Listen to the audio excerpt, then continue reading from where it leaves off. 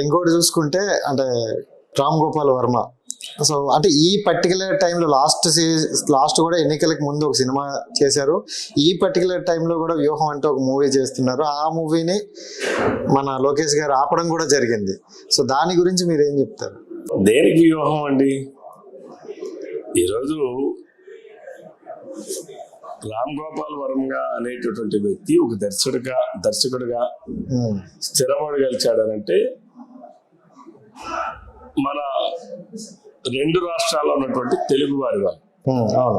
ఎందుకంటే సినిమా నటుడికి కానీ cinema director కానీ ప్రేక్షక ఆదరణ లభించినటువంటి సినిమాలు ఏవైతే ఉంటాయో తద్వారానే వాళ్ళకి ఆదరణ లభిస్తుంది.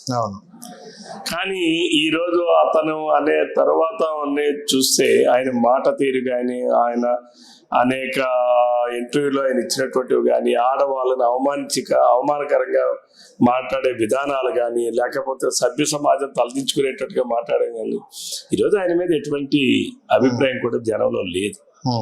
ప్రజలు ఆయన గురించి ఏం పెద్దగా పట్టించుకునే పరిస్థితి లేదు, మాట్లాడే పరిస్థితి కూడా లేదు. అందుకని అతని మీద ప్రజలకి సరైన అభిప్రాయం లేనప్పుడు ఆయన ఏం సినిమా తీస్తే మాత్రం ఎవరు పట్టించుకుంటారు?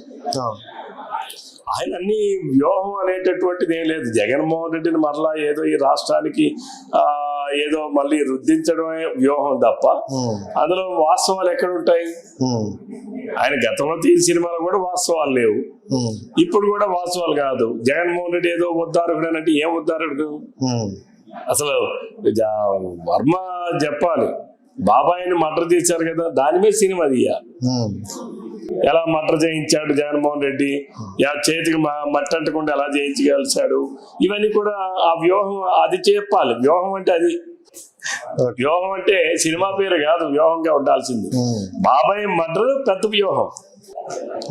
వర్మకి ఏమైనా నిజమైన సినీ దర్శకుడు అయితే వాస్తవ సంఘటనలు తెరకెక్కించేటటువంటి పరిస్థితులు నీకుంటే వర్మ గారు ఏదైతే మన ఆయన ఉన్నారో వివేకానంద రెడ్డి గారి మర్డర్ ఏదైతే ఉందో ఆ వ్యూహంతో జరిపించినటువంటి దానిని తీసి వెలుగులోకి తీసుకురావాలి. అది ఈ సమాజానికి ఉపయోగపడుతుంది. నేను రామ్ గోపాల్ వర్మ గారిని ఇంటర్వ్యూ చేశా, ఇదే క్వశ్చన్ అడిగాను. అంటే మీ వ్యూహంలో శర్మిలా గారిని బయటికి పంపించేది ఈ మర్డర్ కేసులు ఏమైనా ఉంటాయా అని అడిగాము. బట్ ఆయన ఏమంటున్నారంటే జగన్ గారు కోర్టుకు వెళ్ళే సిచ్యువేషన్ నుండి సీఎం అయ్యే వరకే ఉంటాయి అని కొన్ని పాయింట్స్ చెప్పారనమాట. అవును, సీఎం వరకే ఉంటాయి. కోర్టుకు వెళ్ళే దాని దగ్గర నుంచి సీఎం వరకు, మధ్యలో బాబాయ్ మర్డర్ ఉంది కదా ఉంది కదా, అసలైన వ్యూహం అదే కదా. ఆ వ్యూహం గురించి చెప్పాలి. అది లేకుండా ఏదో వర్మ తీస్తే ఈవెన్ పగటిపూట కూడా సినిమా ఆడదు. ఆ సినిమా చూసేవాడు ఎవడుంటాడు? జగన్మోహన్ రెడ్డి డబ్బులు పెట్టి పెట్టించుకోవాలి కానీ జనమే చూడటం. ఇప్పుడు ఆ సినిమా వల్ల మీకు ఏమైనా నష్టం వచ్చే అవకాశం ఉందంటే? అంటే నష్టం కాదండి, ఇక్కడ నష్టమా లాభమా అనేది కాదు, వాస్తవాల్ని ప్రజలకి తెలియచెప్పాలి, చూపించాలనే ప్రయత్నం ఉంటే తప్పు లేదు. అవాస్తవాల్ని ఒక వ్యక్తి తాలూకా వ్యక్తిత్వాన్ని హననం చేసే హక్కు వర్మకు లేదు. అందులో అటువంటివి ఎక్కువగా ఉన్నాయి అనేటటువంటిది. ఎందుకు నేను ఇది అడిగానంటే లోకేష్ గారి మీద చాలా ట్రోల్స్ వచ్చాయి 2014 ఆ టైంలో కూడా. ఎప్పుడు ఏ విషయం పట్టించుకున్న వ్యక్తి ఈ సినిమా గురించి, అదే వాళ్ళ నాన్నగారి గురించి మనోభావాలు ఉంటున్నాయని ఒక విషయం మీద పట్టించుకోరంటే దానివల్ల మనకు నష్టం వచ్చే అవకాశం ఉందని. అంటే నష్టం కాదండి, వ్యక్తి హననం. ఇప్పుడు చంద్రబాబు నాయుడు గారి మీద జగన్మోహన్ రెడ్డి తప్పుడు కేసులు పెట్టించాడు. ఈ రోజు వరకైనా జగన్మోహన్ రెడ్డి చేతిలోనే పోలీస్ ఇన్వెస్టిగేషన్ అంతా ఉంది. చంద్రబాబు నాయుడు ఎవరి ద్వారా ఏ ఖాతా ద్వారా లేకపోతే చేతుల ద్వారా డబ్బులు తీసుకురాడో ఈ రోజు వరకు నిరూపించలేకపోయాడు. ఎందుకంటే నిరూపించడానికి అక్కడ జరిగింది ఏంటి? 300 కోట్ల రూపాయలు ఒక ప్రాజెక్ట్ అయితే 3000 కోట్లు అవినీతి జరిగిందని మాట్లాడారు. 3000 కోట్లు పోయింది 300 అన్నారు, 300 పోయింది 27 అన్నారు. 27 అయినా చూపించాలంటే అది లేదు. అంటే జగన్మోహన్ రెడ్డి ఒక బురదలో దొరికినటువంటి ఒక పంది. ఆ పందికి ఉండే లక్షణం ఏంటి? బయటికి రాగానే విధులిస్తుంది, అంటే అందరి మీద కూడా బురద జల్లాలి. జగన్మోహన్ రెడ్డి చేసే కార్యక్రమం అది. ఇటువంటి వ్యక్తి హననం ఏవైతే ఉంటాయో వాటిని తప్పనిసరిగా వ్యక్తిగా రియాక్ట్ అవుతాం కదా,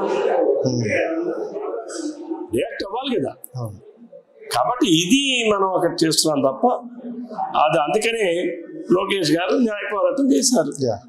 Right. తన తండ్రికి వ్యక్తి హననం చేసేటప్పుడు ఒక కొడుకుగా తనకు బాధ్యత ఉంది కదా. Right. Come to the point, మనం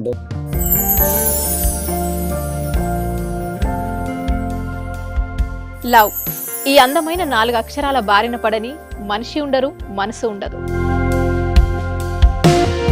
ఈ లవ్ కొంతమంది జీవితానికి సరిపడా మధురమైన అనుభూతులను అందిస్తే, మరికొంతమందికి జీవితాంతం వెంటాడే చేదు జ్ఞాపకాలను మిగిల్స్తుంది. లైలా మజ్ను, పార్వతీ దేవదాస్ ఈ 2 కథల్లో మజ్ను లైలా ప్రేమ కోసం ఎంత పరితపించాడో విన్నాం. దేవదాస్ పార్వతి ప్రేమ కోసం ఎంత పిచ్చోడయ్యాడో చూసాం. కానీ లైలా మజ్ను ప్రేమ కోసం ఎంత ఆరాటపడిందో మనం ఆలోచించలేదు. దేవదాసు దూరమయ్యాక పార్వతి పరిస్థితి ఏంటో మనం అర్థం చేసుకోలేదు. ప్రేమ నుండి పెళ్లి వరకు వెళ్ళలేకపోయినా ఎంతో మంది అమ్మాయిల బ్రేకప్ స్టోరీస్తో మీ లవ్ టుడే.